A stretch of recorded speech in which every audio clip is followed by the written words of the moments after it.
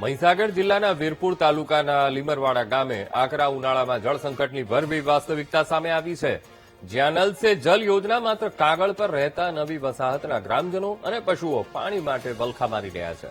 તંત્રની બેદરકારીના કારણે મહિલાઓને ભર બપોરે 1.5 કિલોમીટર દૂર પાણી માટે હેન્ડપંપ કે કુવા સુધી ધક્કા ખાવા પડે છે. ત્યારે બીજી તરફ સરકારી તંત્રની નિષ્ફળતા વચ્ચે ગામનું યુવાધન વાહરે આવ્યું છે.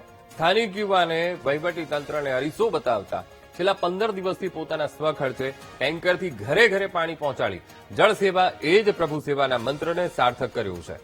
નેતાઓ માત્ર મત લેવા પૂરતા દેખાતા હોવાનો રોષ ઠાલવતા ગ્રામજનો હવે માંગ કરી રહ્યા છે કે તંત્ર જાગે અને ગામમાં પાણીના ટાંકા તથા પાઇપલાઇનની સુવિધા સત્વરે પૂરી પાડે, જેથી આ વર્ષો જૂની સમસ્યાનો અંત આવી જશે.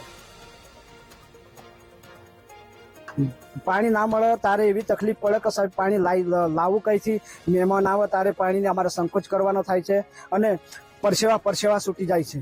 પાણી માટે 1 કિલોમીટર સુધી દૂર જવું પડે છે સાહેબ. પશુપાલન માટે, નાવા ધોવા માટે, કપડોનું, પીવાનું બધું સમસ્યાઓ બહુ એજી પાણી માટેનો વલખો મારવો પડે છે સાહેબ. 4-5 વર્ષથી પાણી તકલીફ અમારે એવું કોમ સાલે પાણી ના મળે, ઘરનું કામ કરે પાણી ભરવા જઈએ અમે. નેનો છોકરો મેલીને ક્યાં પાણી ભરવા જઈએ કહો? ઓને ઘેર પેલે ઘેર એક ગમવા જઈએ તે ગળો મળે, પેલું જાય તે ડેગડો હાલે, આખો દે ક્યાં પાણી લેવા જવાનું? કેટલા મોટી બોર અમારે કે બોર ફસ કર્યા, બોર ફસ કર્યા કોઈ કશું જ નહીં. ટેન્કર કહીએ કે ટેન્કર લઈને આવો તો કે પાણી કાલે આવે, 15 આવે, કશું જ નહીં. નવી વસાહત વિસ્તાર છે આ. છેલ્લા 4-5 વર્ષથી મને રજૂઆત મળી કે પાણીની સુવિધા નથી, તો જળાશય રિંગબોર નીચું હોવાથી પાણી આવતું નથી. એટલે અમારે ટેન્કર મોકલી અને અમારે પાણી પહોંચાડવું પડે છે.